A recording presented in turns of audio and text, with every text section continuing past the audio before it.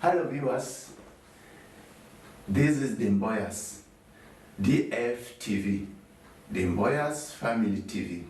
And my name is Thomas Mboyochieng and my wife, Maureen.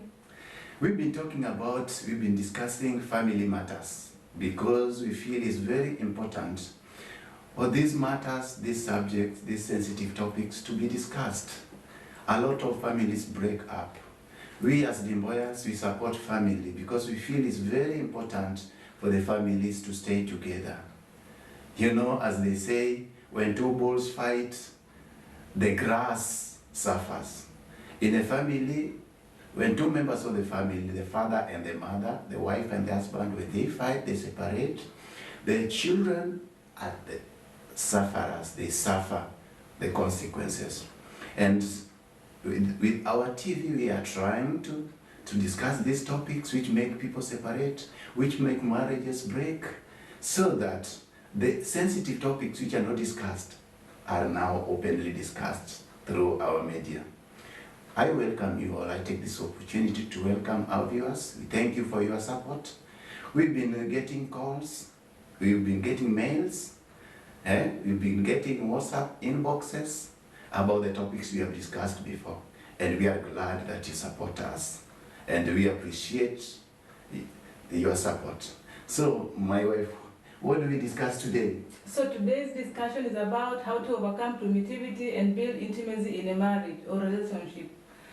And the first thing we're going to talk about is expectations in marriage. Yeah. And some of these points that people expect in marriage is finance. So let's talk about financial status. Why did you meet your partner? Did you admire his big bank account? Did you admire his car? Did you admire his house? So these are some of the things that we talk about, because when you are attracted to somebody, you have got a lot of expectations. You feel with a big car, you will not have problem in communication. With a big house, you will not have problem in shelter. With a big financial status, maybe a big bank account, you will not suffer financially. But the question is, what happens when, for example, someone gets bankrupt. and somebody goes bankrupt? Yeah, or your car is robbed away from you. Or when you get an accident with your beautiful Mercedes-Benz. Exactly. What do you call this Mercedes-Benz which we really admire?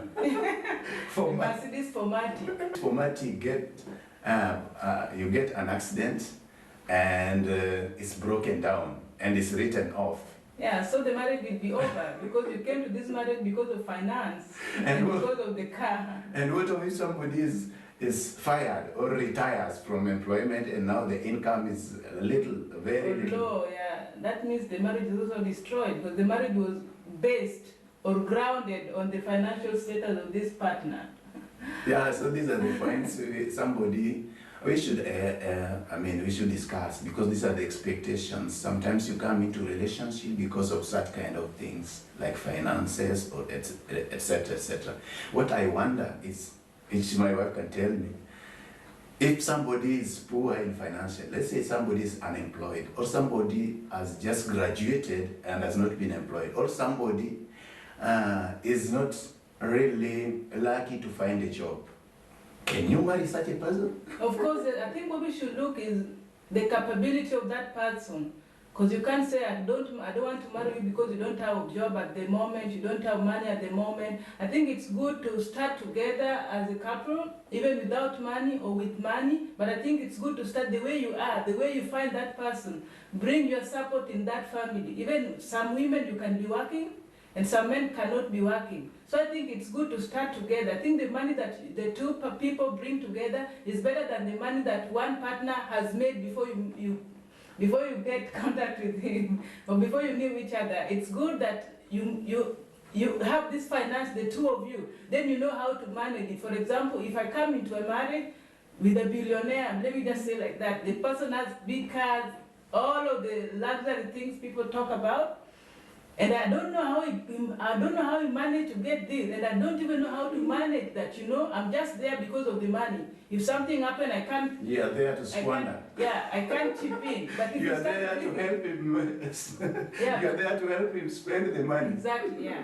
So it's good to know how to spend this money and to know how to get this money. So I think it's good to build the family the way people are. The rich people say that the people who have money, the people who have got fat bank accounts, they say, I have the money and the problem is how to spend it. So I get a woman to help me spend it, to show me how to spend the money.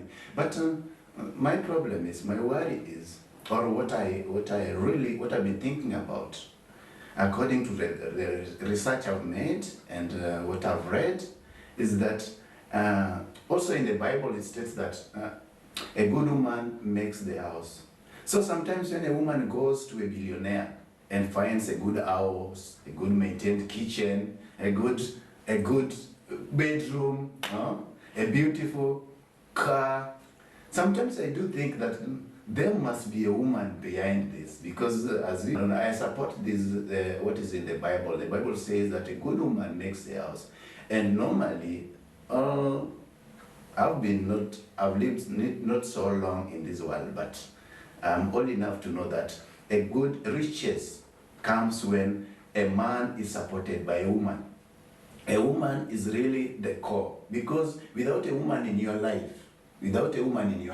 there will be women. And when there are women, I know the viewers can agree with me, when there are women in one man's life, the women help him to spend the money, and in that case, this guy will never be rich. He will be floating like that. So if a woman is looking for a rich person, this rich person must be having a woman behind him. And that means you could be a plan B for this man without even knowing. That you realize that you've been cheated. At the end of the day, you are not the wife. There is a wife. So maybe looking at somebody's financial status may be really challenging at the end of the day, because at times that may not be your marriage. That may be somebody else's marriage, and you are either used or you used the guy and later he dumps you.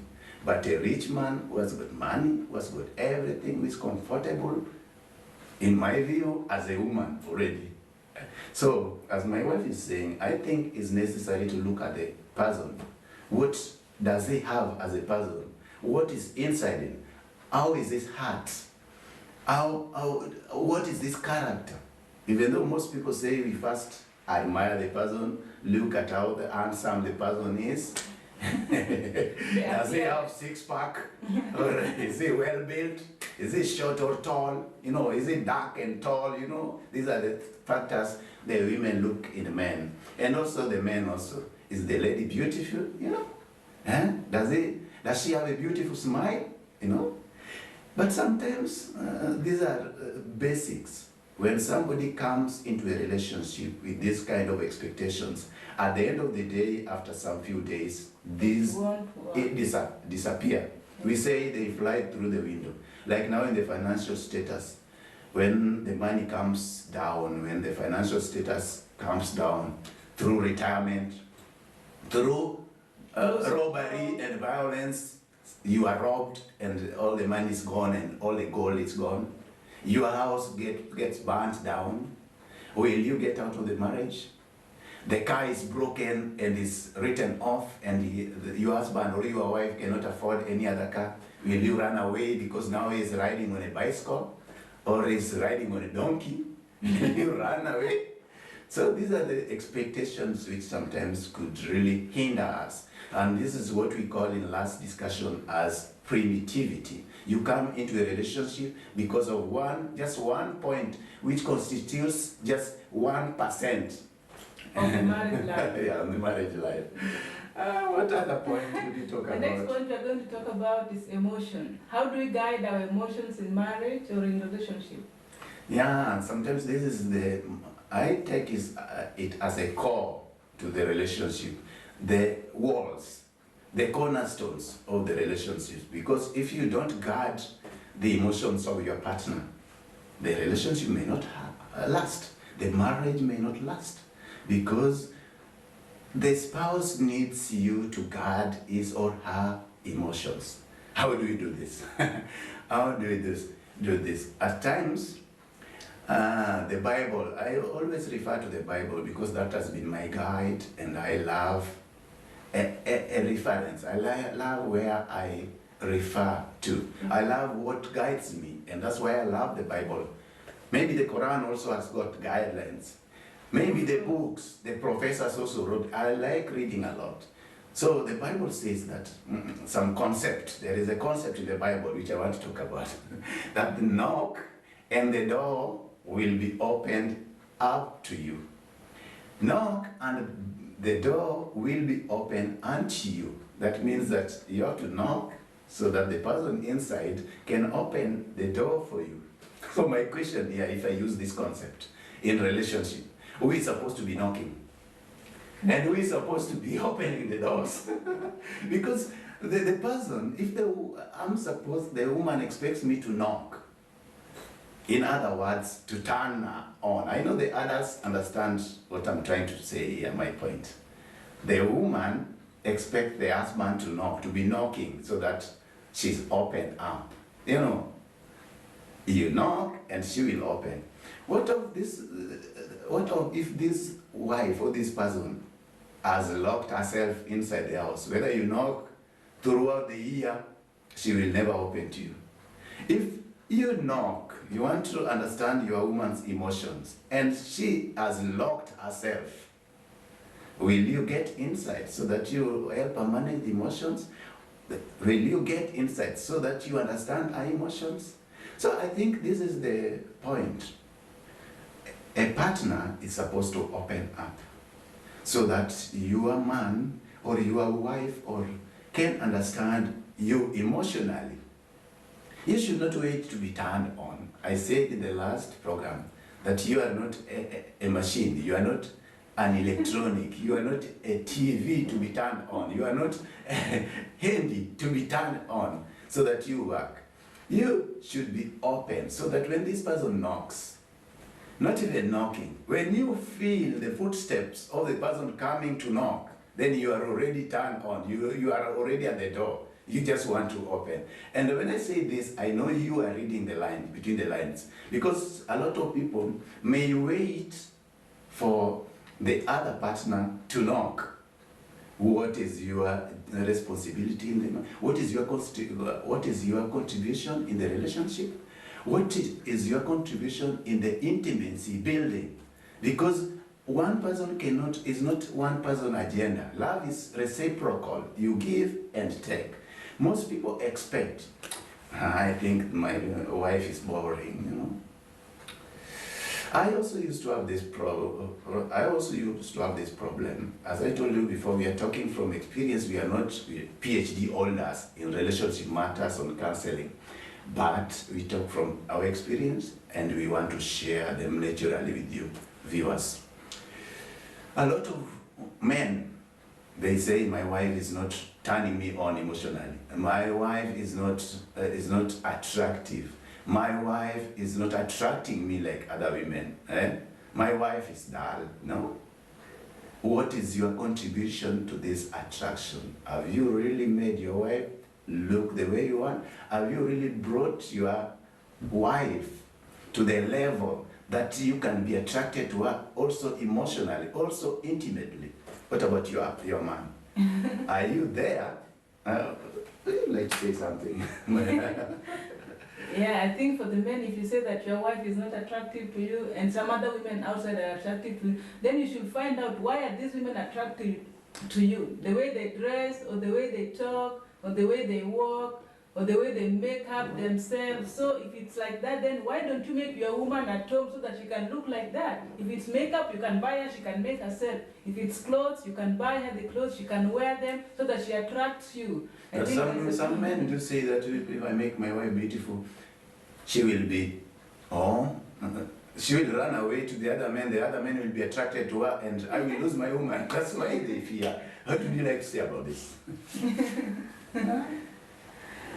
What would you like to say about men fearing that they will lose their women when they make them beautiful? Yeah, so that is the same thing too. Women will also fear making their men look good because they think the other women will take their men from them. So that's not the point. I think we should just try to make our partners attractive as the way we want them to attract us so that we maintain them.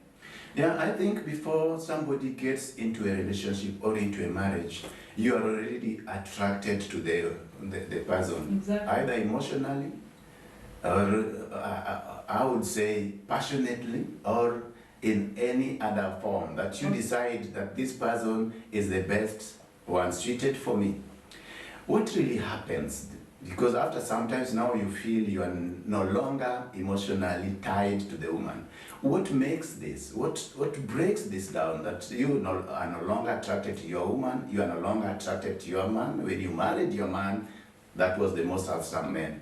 And now as the time goes by, the handsomeness flies through the window, and now you see only the ugliness. I think it's you see the handsomeness in other men, or you see the beauty in other women, and your woman is no longer beautiful. What really brings I this? think the factors there is when a woman gets children, the man sees that, oh, the body has changed, she has a different shape now, the breasts are hanging, they're not standing the way they used to be, so the man don't feel attracted. I think those are some factors. How do we handle this case when people get, maybe if you talk emotionally again, when people get angry, when you annoy your partner, when you have a little argument and you fight? Is it really normal in marriage? My take on that is, I think marriages are not built in heaven. Marriages are not bed of roses.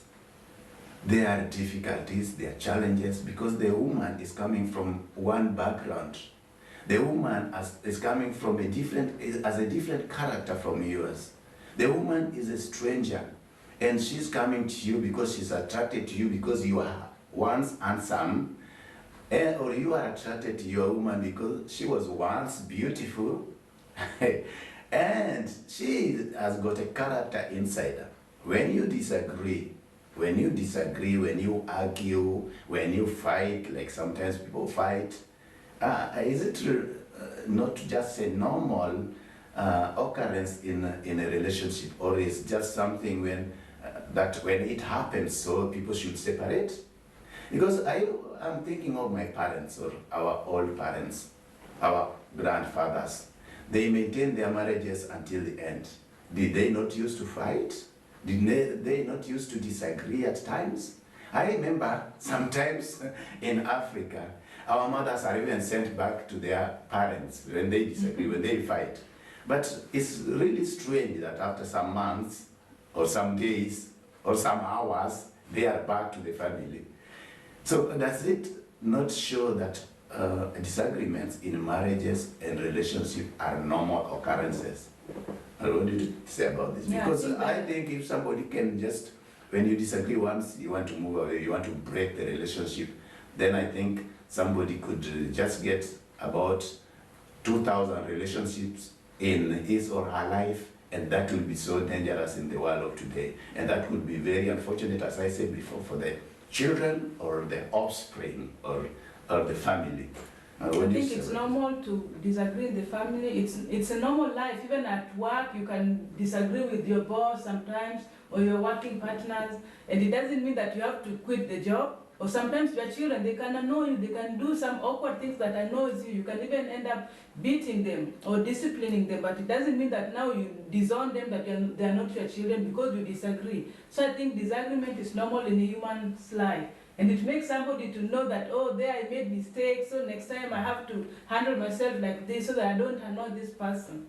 Yeah, maybe the word sorry should be used regularly or frequently in relationships, because a lot of people find it difficult to say. I hope I always say sorry to my wife, because I think it's very important. When somebody says sorry, or when somebody says thank you, sometimes I think you are forced to say sorry even when you know you are right. It's to say sorry, because when you say sorry, the tempers go down.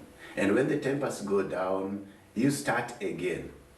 The Bible, as I said, don't let anger, don't let the sunset come when you are still angry.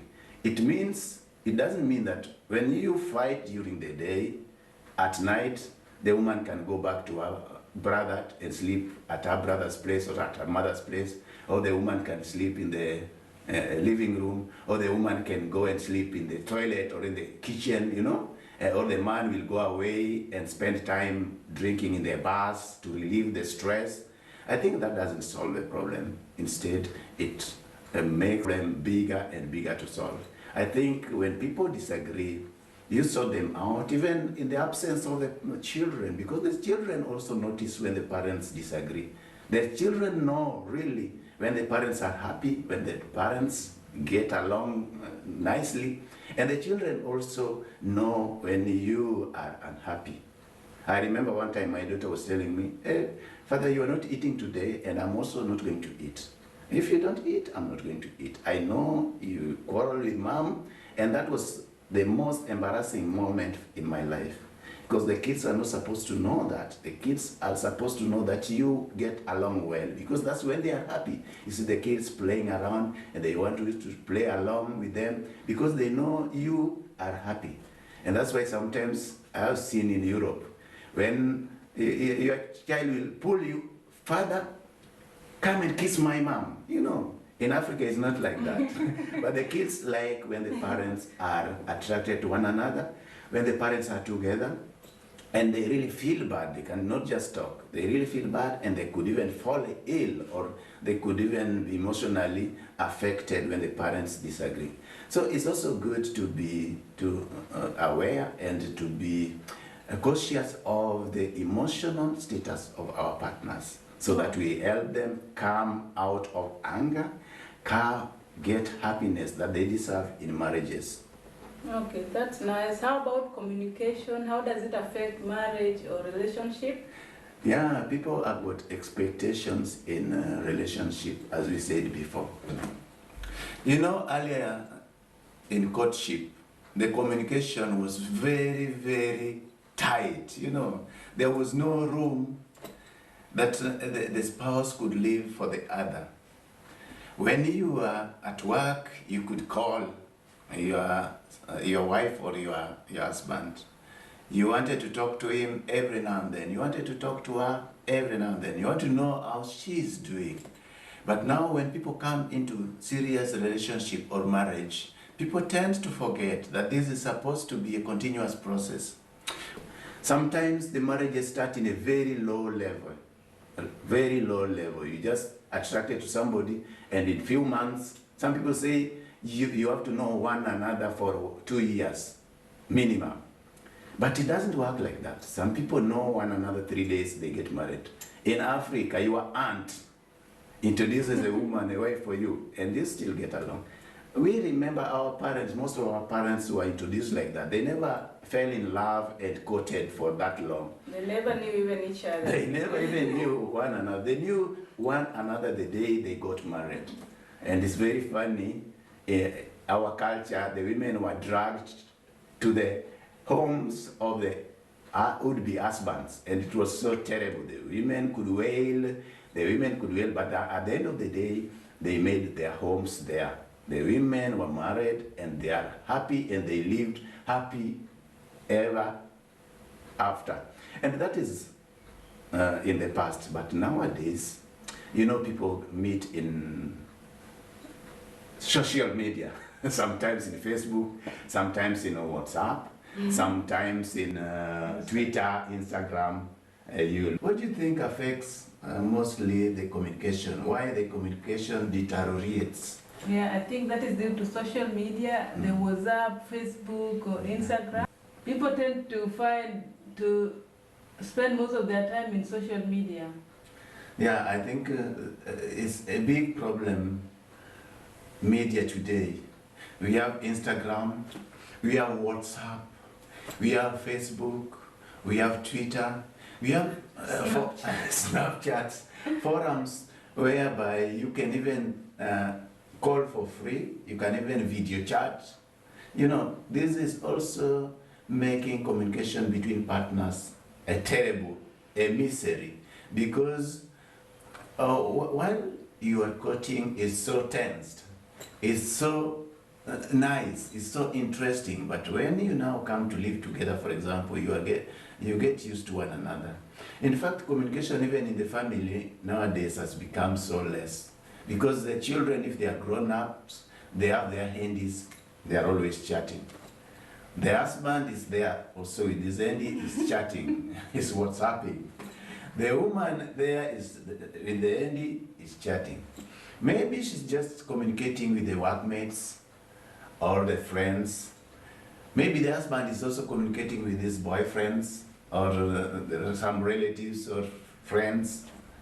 But sometimes this communication could be terrible if it deteriorates in serious relationship or in marriage, when it deteriorates. When the wife doesn't communicate with the husband anymore, when the husband doesn't communicate with the wife anymore, it gives room to the other parties. We call them third parties, you know. The third parties will definitely come in. When you give a space, the Bible says, idle mind is a devil's workshop.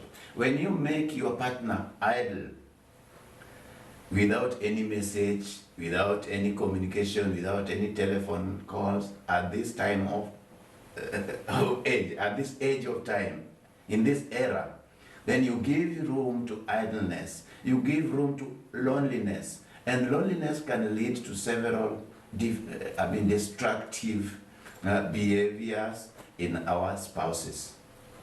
For example, when somebody is lonely, a lot of things can happen, a lot of things which are so dangerous. People could, a stranger could come into your partner's life. An ex would come into your partner's life. Somebody, a distractor, would come into your partner's life. A Facebook friend would come into your partner's life. An Instagram friend would come into your partner's life. Not only that, even in the people we meet in the social places like churches, you know, sport clubs, these are people who could distract the partners if the husband or the wife is not keeping the partner busy with communication. It's always good to communicate.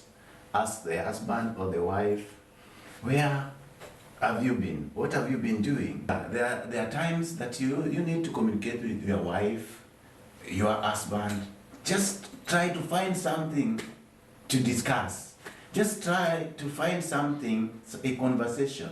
Maybe you have seen somebody, like in Europe here, you see a very fat woman with a very small dog, a very small fat dog. These dogs are not popular in Africa, these small dogs.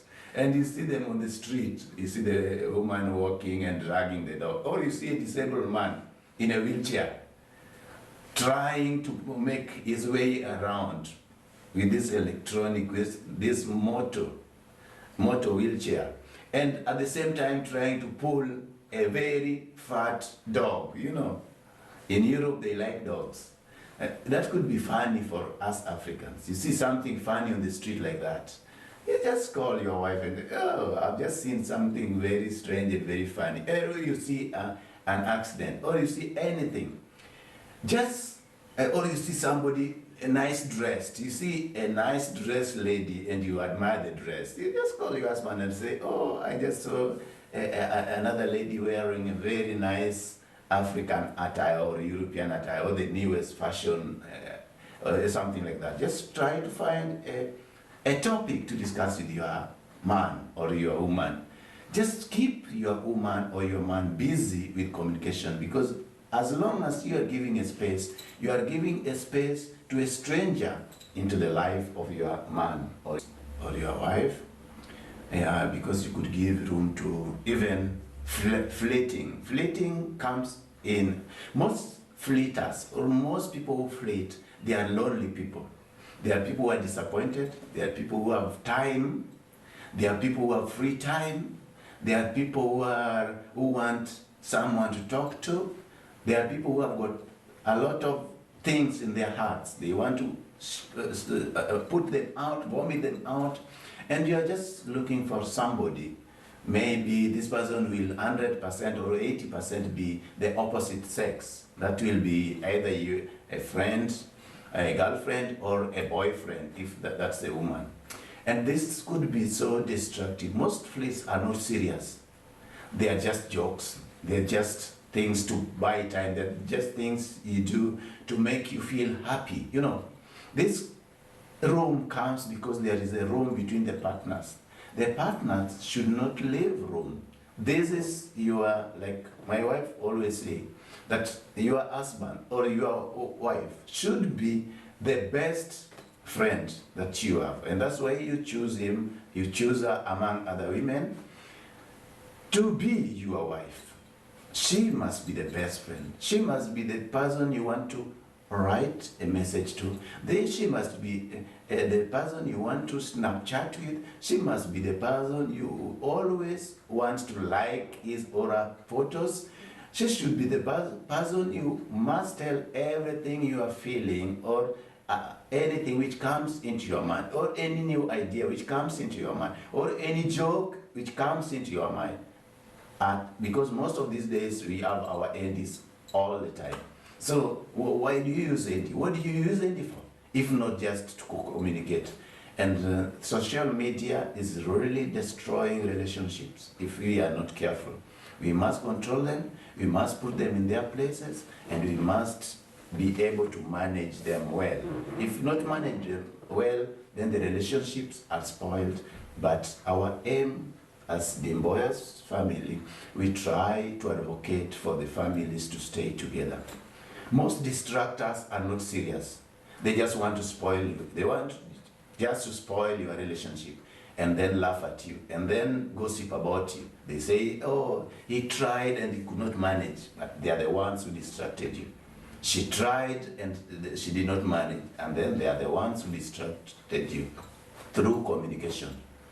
Give time for your wife, give time for your husband, give time also for your children. Because if you are always on the phone and the kid is crying, mama, mama, the kid will even burn herself up with a tea or something hot because you are busy. The kid will always, injure herself or herself because you are not taking care of the kids. So let's control the communications that we have in relationship. Let's manage them well and know which one is important and which one is not important. Our next topic is health.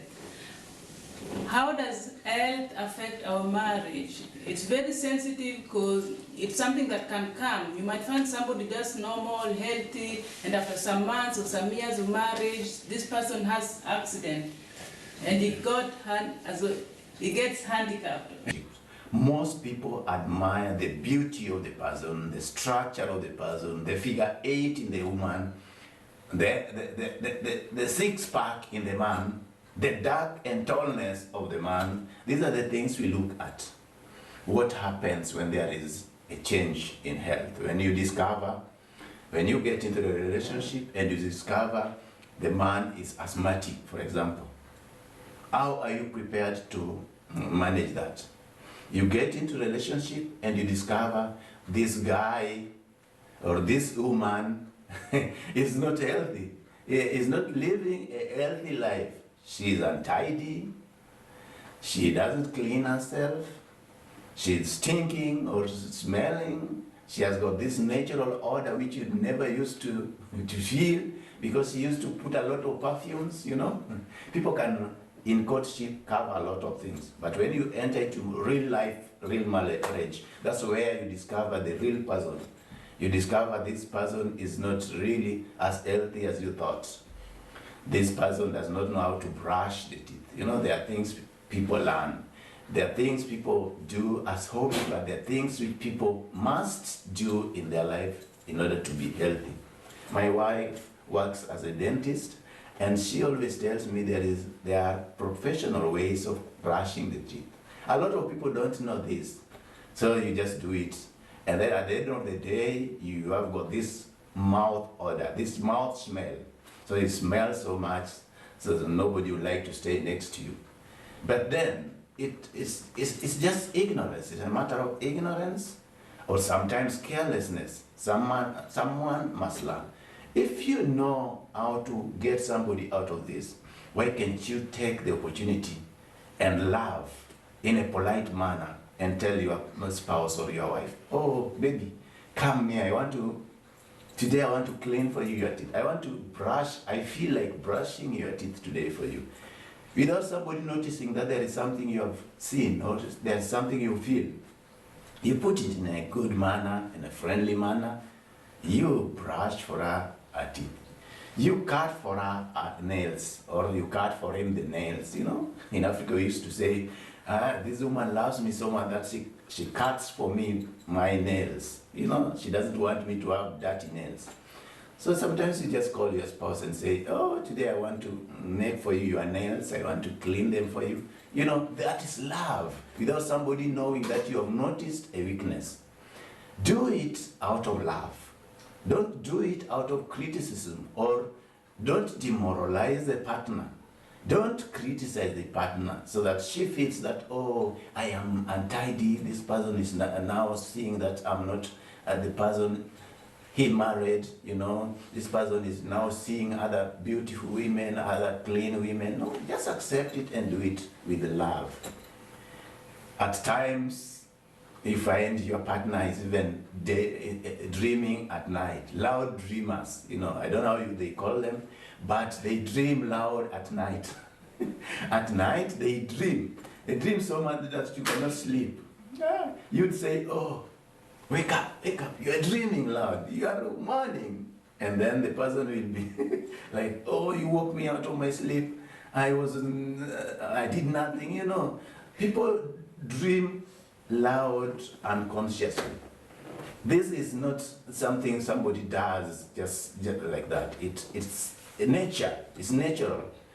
Are we ready to accept such kind of things in marriage? Somebody is urinating on the bed. We call them bed wetters, you know. I used to have a friend who used to do that, and that was a catastrophe in the family for the couple. But sometimes I do ask myself, do we run away from relationships if we discover that my partner, for example, is bedwetting? Do we run away from relationship because of that? Do we run away from relationship when we discover my partner is asthmatic? Do we run away from relationships when we discover our partners are sleepwalking? There are people who can sleepwalk. They wake out of the bed, they get out of the bed, they walk throughout the room, they go to the kitchen, they go to the toilet. They are sleeping, okay, but they are sleepwalking. It could even be dangerous. Some of the people can even go into the streets. So I think it's a responsibility of the partner to get a way out of this kind of situation and to manage this situation well, with love, with care. And that's why the intimacy comes. Instead of going to your friends and say, oh, you know, my husband wets the bed always. You know, my wife snores. You know, my wife dreams a lot at night and wails. You know, you tell even your parents and your sisters and your brothers, these are the privacy in your marriages that you're not even supposed to tell your brother. You are not supposed to tell your sister. Your sister's got a boyfriend, a husband. Your brother's got his wife. They have their own problems. Everyone has their own problems. So you don't need to tell people about your private problems which you cannot get, which you cannot stop because they are natural. So these are the things we cope with. Because if you leave a marriage because of such kind of things, then what will happen in the next marriage? I have an example of a woman who got married to another man who was very wealthy, and he was actually an owner of one company, one big company. And this guy drove the very most beautiful car and got an accident. And now this guy was handicapped. You know, this man got handicapped. He had to be on a roll stool and be pushed all around. And the woman, the wife, because the woman was not so big, she was petite. You know, these ladies who are small in body and They look weak, but they're strong people. She said that, oh, this husband of mine is nowadays on a roll stool, and I cannot manage to push the roll stool with this big man. You know, that's the time she realized the man was a big one. I cannot push the man through. Then she had to leave this guy and went and said, I didn't marry to push people on roll stool. She went away and got married to another man. Sadly enough, after 1 year or 2 years, the man also got a very serious accident and died on the spot. The man died on the spot. Imagine the situation. One down and another one now dead. You know, this woman was really devastated, and she never knew what to do. She realized her mistake and wanted to go back to the man on the roll stool, because the man now, luckily enough, got healed up and now was up again and was now beginning to run the company well again, and now everything was coming back to normal. The woman wanted to be back. That's when the guy said, oh, you left me because of my health, and now you want to come back to destroy me forever? I'm not going to allow you. Even myself, I cannot allow somebody like that, because this somebody didn't love me, didn't care for me. She left me, she abandoned me during the time of need. This guy on a roll stool had to suffer, and just his sister had to take care of him throughout the 2 years when the wife was away. So it was very sad. So do we abandon our partners because we discover they have got changes in their health? Do we abandon them, or do we stay with them forever? So there are things, health conditions, which can be improved through therapy or something like that. There are health conditions which could be permanent. There are health conditions which could just be for a temporary, for a short time, which medically could be corrected. So let's not abandon our partners because of changes in health. Let's manage them and hope that things will be better. And when you stay with somebody, when the person is weak health-wise, that is life. That is real love. And that is true love which stays. Our next topic is leisure, as we're spending free time together as couples. Yeah, how are we supposed to spend time together? Because sometimes you are boring and you have a lot of kids and I need to go out. How can we spend time together and have leisure together? Because you know, before I met you, I had friends. I used to go to the disco. I used to go to the parties, house parties. And we used to stroll around and admire beautiful things. They could be beautiful clothes, beautiful shops, and also beautiful women. That's leisure. I used to do that. How am I now supposed to live? Or am I going to write the leisure out of my life? How am I supposed to manage this? And with a lot of kids, now we have kids. The kids need us. Yeah, but you can still manage the leisure time by, if you have kids, you can just maybe get some babysitters that can take care of the children as you go away, like partners. Babysitters are expensive, maybe we don't have the money. Yeah, then you don't have the leisure. So I write off leisure. You know, it's sometimes good to think about this because we all need leisure. Leisure is healthy. We all need time together. The wife needs time together. You know, I need time with my woman. I need time to go to the park, tease her a little, run around the park, you know, laugh together, you know. Let her be on my back and I run away, you know. At this time I don't need the kids. The kids can be at home, you know. We can have alternatives. If these children are the things that are blocking us to go there, you can have someone to take care of the children one evening. You bring the children to the grandmothers, or you just take a babysitter who can take care of your children, and then you have time together. I think that's what we can do, so that we keep on. This is our leisure time. We give it time too. It just matters how you plan yourself. You can say this weekend, we don't have to have children. We want to have a weekend free time with my husband or my wife. Then you go to a hotel somewhere, and you just have this time alone that you can talk about some sensitive topics in the family that the children must not hear. or that you just want to discuss when you have your own space? It's sometimes good to find time for one another. It's sometimes good to let the kids also have their time. The kids also are happy when the parents are happy. Your life must not be boring. You must not have a boring life. You are two of you. The kids or the other people are just third parties. They come because of love. If you don't have love, then even getting kids may not be possible. So you have to build this love. You have to make it work. You have to make this love work. You have to find time for yourself. If going to the disco together is possible, go to the disco together with your partner. Go to the disco together, dance with your wife in front of the people. Show the people that you are in love, because when the Bible says, you testify and show the people that you are happy. If you are happy and you know, show it. Yeah? If you are happily married, show it. So that's the time you go and find leisure. Listen to music together, sing together, make music together, or something like this. But let the kids not interfere. Kids have their friends in school, they have their leisure time. Yeah, old kids can also go out, but the young, small kids can be managed. After feeding them, after taking them for a walk, after taking them out, let them give you time as parents to do what? To have your leisure time. But it's not also, it is also destructive when leisure becomes private. When I say, oh, that is my leisure time, and my woman also says, oh, that is my leisure time, it's also dangerous, because the leisure is supposed to be for both of you.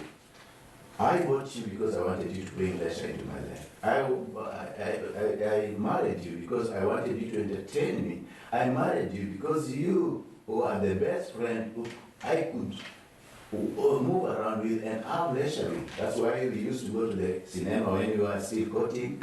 That's why we used to go for holidays together when we were courting. But now when we are married, why is the holiday out of our program? It shouldn't be because of the kids. The kids should otherwise bring more happiness into our marriage and our leisure time. My wife, leisure is supposed to be my leisure. My leisure is supposed to be my wife's leisure. There is nothing into picture that the wife is going to enjoy, have leisure time with her friends, girlfriends and boyfriends. And I am also going to have leisure with other friends, my girlfriends and boyfriends, and my wife is not there. If my wife is not there, I'm not going. If somebody invites me, invite me and tell me, Thomas, come with your wife. If somebody invites my wife, the same. My wife will tell you, oh, I come with my husband, or I don't come. Because why enjoy leisure without my partner? And this is where the devil comes in. This is where we allow distractions, because the leisure time is when we make friends. In the parties is where we make friends. You make friends because you have a room. And the room is that your partner is not around. When your partner is around, now you try to be humble, you try to be, and this control is good. Relationship or marriage is already a control. Somebody will say, oh, my husband, you're controlling my movements. You are also controlling your husband's movement, because when he's out alone, he thinks, oh, my wife will be annoyed when I get home late. I know most men, 90% of men think like that. Yeah? And they can drink but think of their wives. They can chat or talk to people, but at the back of their minds they're thinking of home, the wife, and the husband. What will the wife say? Some women are called lions, We call them in our language, Swahili, umbwakali. When you get home late, oh, it will be terrible, catastrophe for you. So most men fear this, because men naturally, they fear to quarrel, to quarrel every now and their wives. That's why they get aggressive, because they fear quarreling. So a good wife maybe will not let this happen. A good man will not let this happen. To have peace, you avoid quarrels. So leisure time should be with your wife, your husband. If you are drinking, carry your woman along. drink one bottle of beer. If she doesn't drink, buy a cola. Or she buys a cola for herself and sits there and wait for you. When you start staggering home, she's there to hold your hand. Not her girlfriend to hold your hand home. Not your boyfriend to bring you home. Your wife to bring you home. If you're supposed to be cleaned, like I see some parts of Africa where the women clean their husbands from the mud after they have drunk too much and lay them on the bed, you do that for your husband because that's your husband. You must control your husband and you must control your wife. If you don't do that, then that is not a relationship which is intended to last because we are supposed to have leisure together. What did I forget? I forgot nothing. So, thank you so much, viewers. We are always glad that you are following us, and we also see your reactions through the emails and the inboxes and messages you send us. We are encouraged and motivated to give you more topics on this sensitive field, you know. We like marriages to last, we like relationship to last, because as long as the relationship gets broken, destroyed, the sufferers are the children and the kids and the family members who attended the wedding or who knew that you people were together. It's also embarrassment to you in your life. For how long will we start relationships and end them? For how long will we have several women in our lives as our wives? For how long will we have men in our lives as our husbands? It's good to decide on one and try to correct mistakes and grow from those mistakes. We are there to discuss or to give talk shows on different subjects on this big topic of building intimacy in relationship or making relationships beautiful and better as we live along and approach our old age. Thank you so much for watching. Keep on liking, sharing, and subscribing. Thank you, viewers, for watching our program, and thank you for supporting us. We listen to your emails, your calls, and your comments. We are trying our best to satisfy your Answer your questions. to answer your questions. And we hope that we'll get more information from you people. And we just ask that you please keep on subscribing, liking, and sharing our videos. Bye-bye. Like, subscribe, and share our YouTube videos at Diemboyas YouTube channel. Thank you and welcome again. Cheers. Bye-bye.